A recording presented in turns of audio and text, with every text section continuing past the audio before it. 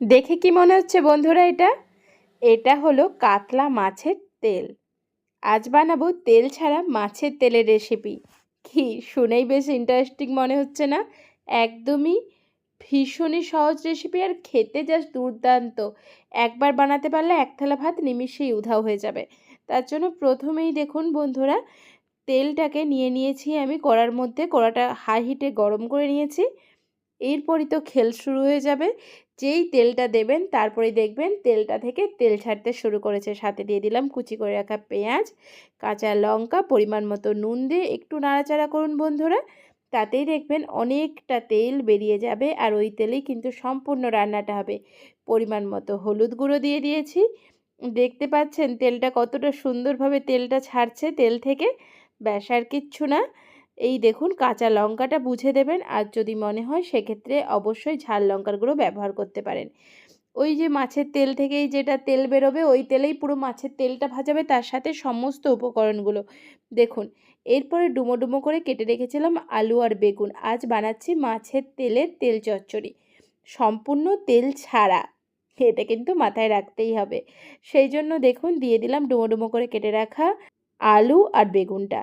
দিয়ে ভালো করে নাড়াচাড়া করুন। দরকার হলে একটু ঢাকা দিয়ে দিয়ে লো হিটে কিছুক্ষণ রান্না করুন। দেখবেন আলু আর বেগুনটা সম্পূর্ণ নরম হয়ে যাবে, ভাজা হয়ে যাবে। আর তারপর যেটা ইন্টারেস্টিং হচ্ছে সেটা তেল ছাড়া, জল ছাড়াই এতটা সুন্দরভাবে তেল কিন্তু কড়াতে পুরো ভেসে যাবে। জাস্ট এই তেলটা দিয়ে এক থালা ভাত এমনিই শেষ হয়ে যাবে। আর কিচ্ছু লাগবে না বন্ধুরা। কি ভাট বকছি? একদমই না, দেখিয়ে দিলাম না আপনাদেরকে। এইভাবেই কিন্তু সম্পূর্ণ রেসিপিটা জাস্ট বানিয়ে ফেলুন আর ছুটির দিনে সবাই মিলে এনজয় করুন তেল ছাড়া মাছের তেলের এই চচ্চড়ির রেসিপিটা।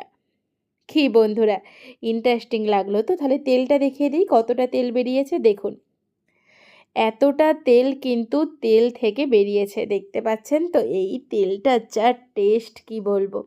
চলুন আজকের মতো আমার রেসিপি কমপ্লিট। জাস্ট ভাতের অপেক্ষা করছি, ভাতটা নিয়ে বসে পড়লেই প্লেট খালি হয়ে যাবে। কিন্তু আলু বেগুনটাও কিন্তু সুন্দরভাবে ভেজে নিতে হবে, না হলে কিন্তু টেস্ট পাবেন না। কি বন্ধুরা, বানাবেন তো? ঠিক এই রকম ভাজা ভাজা হবে, দেখতে পেয়েছেন তো?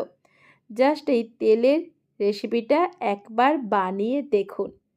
আর ভালো লাগলে অবশ্যই লাইক, কমেন্ট আর সাবস্ক্রাইব করতে একদম ভুলবেন না। আজকের মতো বিদায় জানাবো। চলুন ভালো থাকুন, সুস্থ থাকুন। আজকের মতো টাটা। আবার নতুন নতুন রেসিপি নিয়ে অবশ্যই দেখা হচ্ছে আপনাদের সঙ্গে। পরের রেসিপির জন্য ওয়েট করুন। টাটা।